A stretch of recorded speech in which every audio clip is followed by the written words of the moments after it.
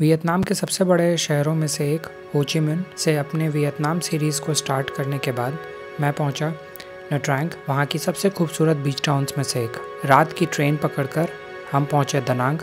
Da Nang के आसपास हमने विज़िट किया हो आन, वहां के कल्चर और वहां के हेरिटेज को एक्सपीरियंस किया। उसके बाद हम गए मी सॉन सेंचुरी एंड हमने अपना दनांग का ट्रिप दनांग शहर को एक्सप्लोर करते हुए एंड किया। हमने पकड़ी दुनिया की सबसे खूबसूरत ट्रेन जर्नीज़ में से एक एंड अब हम आ पहुँचे हैं डोंग होय। इस ट्रेन जर्नी के दौरान हमने एक्सप्लोर किया दुनिया के सबसे खूबसूरत लैंड पासेस में से एक दी हाई वैन पास। यूँ तो लोग डोंग होय फोंग निया के केव्स को एक्सप्लोर करने के लिए आते हैं, बट आज हम एक्सप्लोर करेंगे एक शाम इस छोटे से शहर डोंग होय में। तो चलिए आज के वीडियो को डोंग होय से शुरू करते हैं।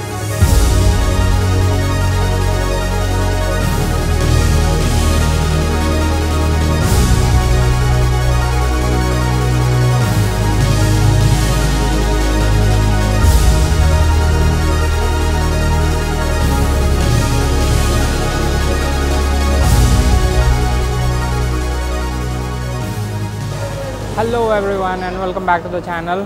तो अभी जो आपने देखा this is Hathle river.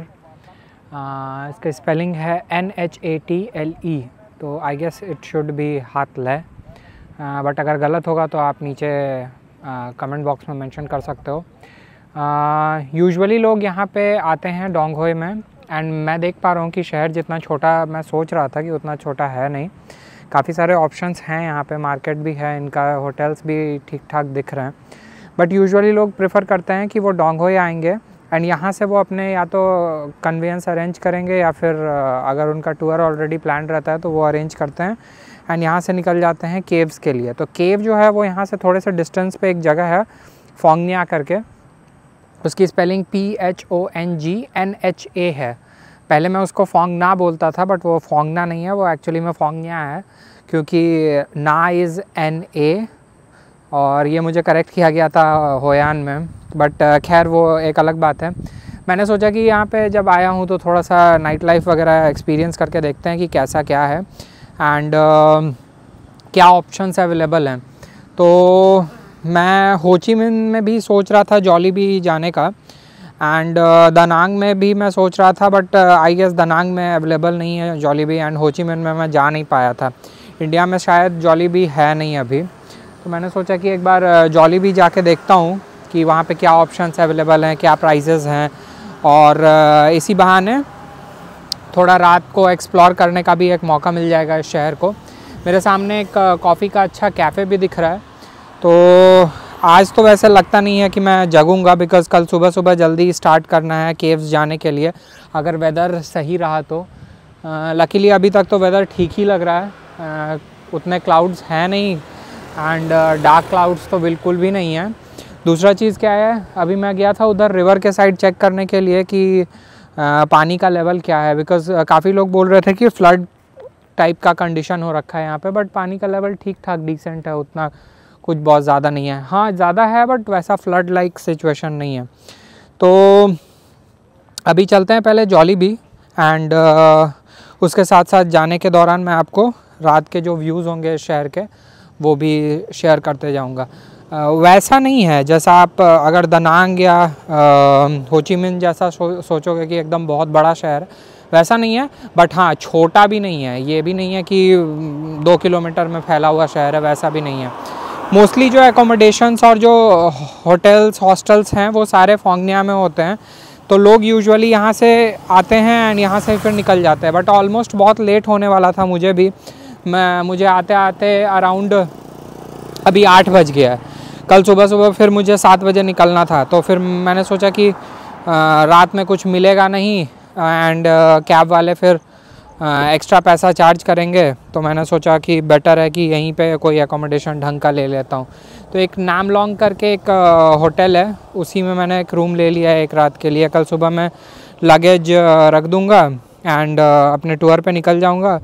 Pickup यहीं से है मेरे होटल एकोमोडेशन से, तो ज़्यादा प्रॉब्लम होनी नहीं चाहिए। चेक करूँगा अगर जो कैब वाले हैं, मतलब बेसिकली जो ऑपरेटर्स हैं टूर के, अगर वो मानेंगे तो बैग लेके ही निकल जाऊंगा एंड डायरेक्टली स्टेशन चला जाऊंगा, उधर से टूर कंप्लीट करके क्योंकि कल फिर मेरी निकलने की भी यहाँ से प्लान है। मैं सोच रहा हूँ बेसिकली, क्योंकि यहाँ पे रुकने के लिए और कुछ है नहीं, और कुछ देखने का ऑप्शन है नहीं, शहर में भी और कुछ देखने का ऑप्शन नहीं है। तो मैं वही सोच रहा था कि यहाँ पे टूर कंप्लीट करके आऊँगा डायरेक्टली, या तो स्टेशन चला जाऊँगा और वहाँ से ट्रेन लेके आगे बढ़ जाऊँगा। देखते हैं, अभी कुछ डिसाइड नहीं किया मैंने, सोचते हैं उस बारे में। बट पहले चलते हैं जॉलीबी एंड यहाँ के शहर के जो व्यूज़ हैं वो आपको दिखाता हूँ।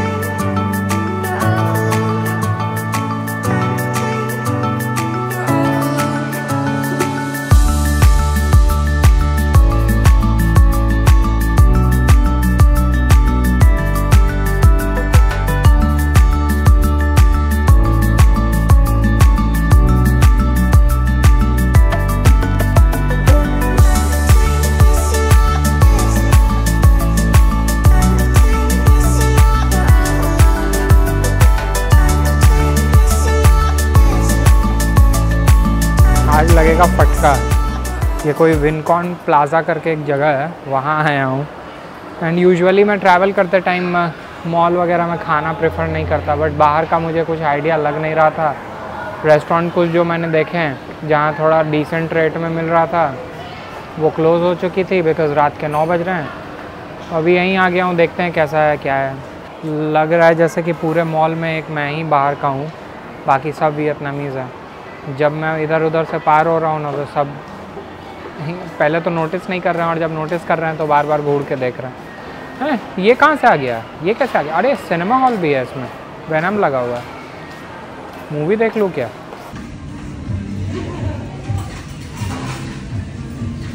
खा लिया भाई जॉलीबी से, और ज़्यादा प्राइस भी नहीं था, आई गेस 210-20 रुपये का होगा, और मैंने लिया था काफ़ी कुछ। और मुझे लगता है इंडिया में स्टार्ट करना चाहिए एंड हर कंपनी को श्रिम्प बर्गर बेचना चाहिए, बिकॉज़ मैंने यहाँ पे पहली बार अपने लाइफ में श्रिम्प बर्गर ट्राई किया है।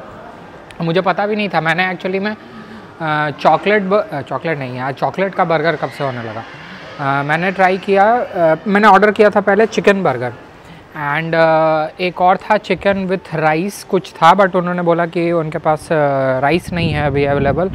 तो फिर मैंने बोला यार तो फिर श्रिम्प बर्गर ऐड कर दो, बिकॉज़ बाकी सारे जो ऑप्शंस थे उसमें फिर एक्स्ट्रा ऐड कुछ ना कुछ करना ही था। मैंने बोला वो सब छोड़ो, श्रिम्प बर्गर ऐड कर दो एक।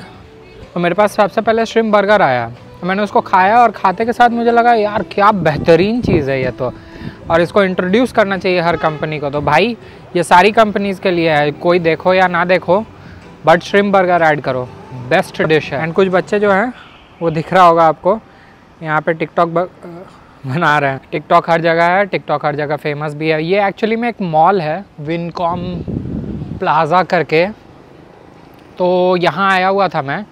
अब एक प्रॉब्लम है छोटी सी, इनके करेंसी का सबसे बड़ा नोट होता है 5 लाख का, ठीक है। अब दिक्कत की बात यहाँ पे ये है कि मेरे पास बचा है बस वही 5 लाख का एक नोट, और छोटे कहीं पे वेंडर के पास अगर मैं ट्राई करने जाऊँगा तो आई डोंट थिंक कि मुझे चेंज मिलेगा।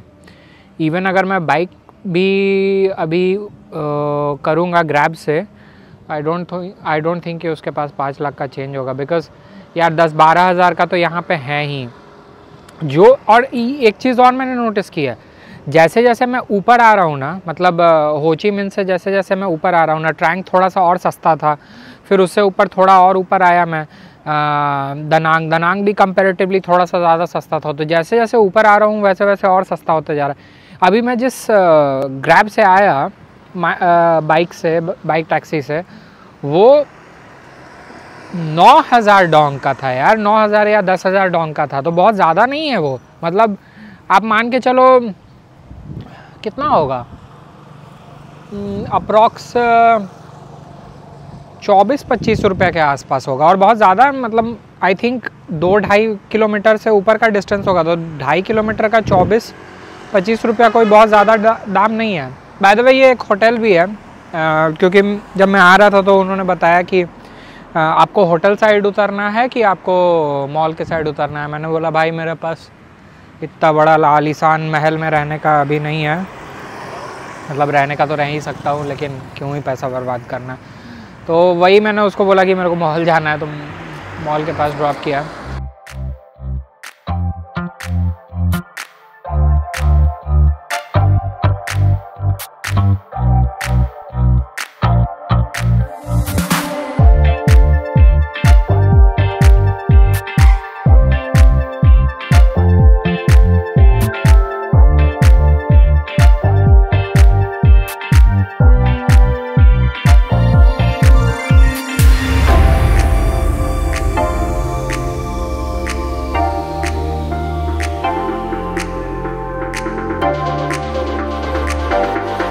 मेरे पीछे जो आप पॉइंट देख रहे हो उसका नाम है क्वेंग बेन क्वा, एंड ये बेसिकली एक गेट है।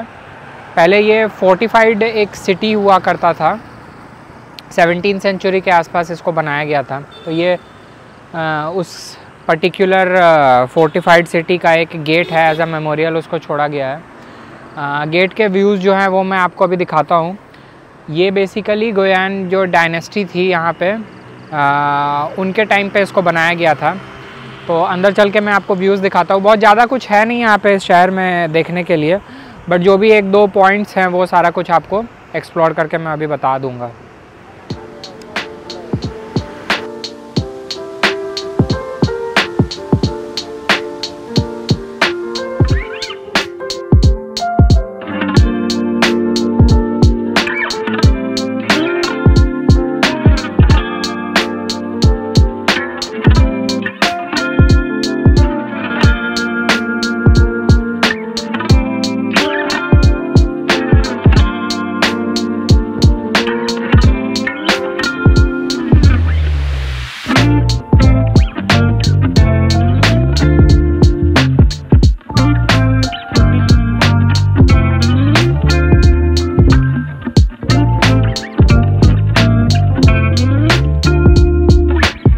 फाइनली मेरे US डॉलर्स ख़त्म हो गए हैं। एक्चुअली काफ़ी पहले ही ख़त्म होने वाले थे, मैंने कुछ बचा के रखा था। एक बार विड्रॉल मैंने किया था ऑलरेडी नट्रैंग में, बिकॉज़ वैसा कुछ सिचुएशन आ गया था कि मुझे करना पड़ा था। तो उस टाइम पे मैंने अपना DBS वाला मेरा जो कार्ड है, डिजी बैंक है, एक सिंगापुर की बैंकिंग फर्म है, तो उनका एक कार्ड है, इंडियन कार्ड ही है वो, तो उसको मैंने यूज़ किया था विड्रॉल में। पर विड्रॉल 125 रुपीज़ चार्ज कटा था, और जो 3.5% का जो फॉरेक्स मार्कअप होता है वो भी मुझे पे करना पड़ा था, बट इमरजेंसी आ गई थी वैसी। और मेरा जो अपना ज़ीरो फॉरेक्स मार्कअप वाला डेबिट कार्ड है नियो का, वो वर्क कर नहीं रहा था वियतनाम में। फिर मुझे काफ़ी जद्दोजहद करके ट्विटर पे कंप्लेन किया, इधर उधर दुनिया भर में कंप्लेन किया, एंड फिर उनको मेल भेजा कि इसको वाइट लिस्ट में डालने के लिए वियतनाम को, बिकॉज़ काफ़ी सारे बैंक्स जो हैं उनके डेबिट कार्ड यहाँ पे नहीं चलेंगे। तो आपको पहले से बता दे रहा हूँ कि वियतनाम को काफ़ी सारे बैंक्स जो हैं वो ब्लैक लिस्ट करके रखते हैं। तो आपको वाइट लिस्ट में ऐड करवाना होगा अपने जाने से पहले। उसके लिए आपको एक ट्रैवल ऑथराइजेशन फॉर्म होता है, वो फिल करना होगा। मैंने वो फिल करके शेयर किया था। मुझे बोला गया था कि 24 आवर्स में हो जाएगा, बट हुआ नहीं, 72 आवर्स के अप्रॉक्स लग गए थे। बट ठीक है, मेरे पास डॉलर्स थे पड़े हुए, मैंने उनको यूटिलाइज़ किया। मैंने उनको रखा था इमरजेंसी के लिए ही कुछ बचाकर, तो उसको यूटिलाइज़ किया। और कुछ पैसे मैंने DBS से इसीलिए विड्रॉ कर लिए थे कि आगे चल के अगर प्रॉब्लम आती है तो एटलीस्ट शॉर्टेज ऑफ कैश नहीं रहेगा मेरे पास। बट आपको एक बहुत ज़रूरी इन्फॉर्मेशन मैं अभी शेयर करता हूँ। हम हैं अभी डोंग होई में, और मैंने अभी एक और विड्रॉल किया है और अपने नियो के कार्ड को यूज़ करके किया है। फाइनली वो वर्क कर रहा है। मेरे पीछे है एग्री बैंक का ATM है, मैंने वहाँ से विड्रॉ किया। अगर आपको वियतनाम आने के बाद विड्रॉल करना है एंड आप करेंसी किसी दूसरे कंट्री का यानी US डॉलर्स या यूरोज़ वगैरह कैरी नहीं कर रहे हो, तो फिर उस केस में मैं सजेस्ट करूँगा कि आप एग्री बैंक के ATM को देखना। इनका विड्रॉल चार्जेस जो है वो कंपैरेटिवली कम है बाकी जो बैंक्स हैं उनसे।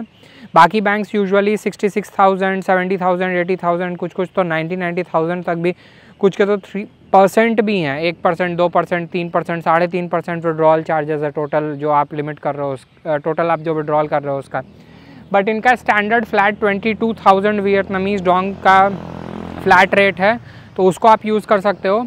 सेकेंडली एक और इन्फॉर्मेशन आपसे शेयर करता हूँ मैं, बहुत ही इम्पॉर्टेंट है वो, कहीं भी आपको करेंसी एक्सचेंज करानी हो, एग्री बैंक का जो करेंसी एक्सचेंज पॉइंट है वहाँ जाना, उससे बेहतर आपको रेट कहीं नहीं मिलेगा। मैंने 2-3 बार करवाया है और मुझे हमेशा 200, 400, 500 वियतनामीज़ डोंग एक्स्ट्रा ही मिला है, और ये कभी नहीं हुआ है मेरे लाइफ में। मैं बहुत जगह ट्रैवल किया हूँ, किसी दूसरे कंट्री में भी मैंने जब एक्सचेंज करवाया है, मुझे कभी ऐसा नहीं हुआ है कि जितना जो एग्जिस्टिंग करंट एक्सचेंज रेट है उससे भी बेहतर मिल रहा हो।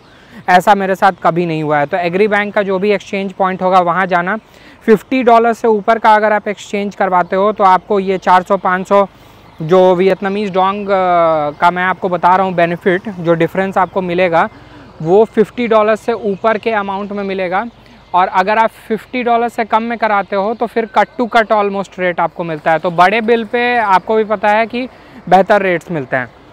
दूसरी बात, अगर आपको फ्री एटीएम फिर भी चाहिए वियतनाम में, तो 2 बैंक के एटीएम मैं आपको सजेस्ट करूंगा, एक है टीपी बैंक और एक है वीपी बैंक। इन दोनों पे आपको ज़ीरो चार्जेस लगेंगे, zero as in withdrawal charges zero है। जब मैं ये वीडियो रिकॉर्ड कर रहा हूँ उस टाइम तक बात कर रहा हूँ, ऐसा नहीं है फ्यूचर में रेट आ जाएगा और आप फिर मेरे को पिंग करोगे, कमेंट में बोलोगे कि आपने बोला था कि ऐसा होता है बट यहाँ आके हमने देखा तो चार्जेस लग रहे हैं। अभी के हिसाब से मैं बता रहा हूँ चार्जेस नहीं लगते हैं, बिल्कुल भी चार्जेस नहीं लगते हैं। आपका एटीएम विड्रॉल जो चार्ज है वो नहीं लगेगा। आपका कार्ड जो कंपनी, जो आपकी बैंक कंपनी है, वो अगर चार्ज लगी तो उसका मुझे नहीं पता।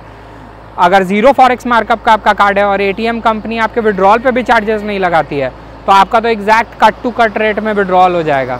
लेकिन अगर मान लो आपके एटीएम विड्रॉल पे चार्जेस है लेकिन मार्कअप आपका ज़ीरो है तो फिर आपको विड्रॉल का चार्ज पे करना पड़ेगा। अगर सपोज़ आपका जैसे मेरे साथ एक बार नटरैंग में हुआ था, मुझे इमरजेंसी में एक विड्रॉल करना पड़ा था, तो मेरा जो नियो का कार्ड था वो चल नहीं रहा था और मैंने कंप्लेन रेज़ करके रखा था तो वो भी सॉल्व हुआ नहीं। फिर मुझे ट्रैवल ऑथराइजेशन एक मेल करके उनको बोलना पड़ा कि मैं वियतनाम ट्रैवल कर रहा हूँ, तो वियतनाम को आप मेरे कार्ड के वाइट लिस्ट में ऐड करो। एक्चुअली बहुत सारे बैंक्स जो हैं इंडिया में वो वियतनाम को ब्लैक लिस्ट करके रखते हैं, तो आपका डेबिट कार्ड यहाँ पे वर्क नहीं करेगा। तो आने से पहले कंफर्म कर लें, और अगर नहीं है तो ट्रैवल ऑथराइजेशन एक फॉर्म आता है, उसको फिल करके बैंक को बोले कि आपका जो कार्ड है उसमें अनेबल करे ट्रांजैक्शन वियतनाम कंट्री के लिए, इससे इस डेट के लिए। तो वो प्रॉब्लम मेरे साथ आई थी, इसलिए मैं आपके साथ ना आए, इसलिए मैं आपको सजेस्ट कर दे रहा हूँ कि पहले से कंफर्म कर लें अगर आपको एटीएम विड्रॉल कराना है तो ये एक बहुत ही इंपॉर्टेंट इन्फॉर्मेशन है जो मुझे आपको देनी थी, तो वो मैं आपको अभी डोंग होई से दे रहा हूँ बिकॉज़ मैंने अभी जस्ट विड्रॉ किया है कुछ अमाउंट।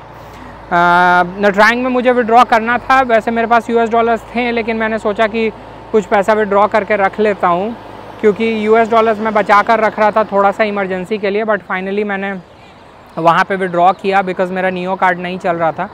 तो मैंने जो मेरी डिजी बैंक की कार्ड थी DBS की, एक सिंगापुर की कंपनी है बट इंडिया में भी ऑपरेशन करती है, तो मेरे पास उनका एक वीज़ा कार्ड था तो मैंने उससे विड्रॉ किया था। विड्रॉल चार्जेस 125 रुपीज़ कटे थे एंड 3.5% का मार्कअप भी मुझे पे करना था। तो मैंने बहुत बड़ा अमाउंट नहीं पे किया था, इमरजेंसी के लिए कुछ फ़ंड्स मुझे निकाल के रखने थे अपने पास, तो वो फ़ंड्स बस मैंने निकाल के रखे थे। तो वही मैं बता रहा हूँ, ज़ीरो अगर एटीएम चार्जेस के साथ आपको विड्रॉल करनी है टीपी और वीपी बैंक, याद रखिएगा जिस टाइम पे वीडियो रिकॉर्ड कर रहा हूँ उस टाइम की बात कर रहा हूँ। और अगर कम से कम विड्रॉल चार्जेस पे आपको विड्रॉ करने हैं तो एग्री बैंक। तो डोंग होई के इस छोटे से शहर में रात के कुछ व्यूज़ के साथ मैं आपको इस वीडियो में यहीं छोड़े जा रहा हूँ। मुझे उम्मीद है कि ये वीडियो आपके लिए हेल्पफुल हुई होगी और आपको पसंद आया होगा। आपको ये अगर वीडियो पसंद आई है तो please give it a like, share करें उन लोगों के साथ जो वियतनाम ट्रैवल करने का प्लान कर रहे हैं या कर रहे हैं एंड आप उनको मेरी आइटिनरी शेयर करना चाहते हैं। Until next time, stay safe and enjoy your life. Please subscribe the channel because ये मेरे लिए बहुत ज़्यादा हेल्पफुल है और आपके लिए फ्री है। डोंग होई से goodbye and take care. मिलते हैं फोंगना के नहीं, फोंगन्या के केव्स के साथ।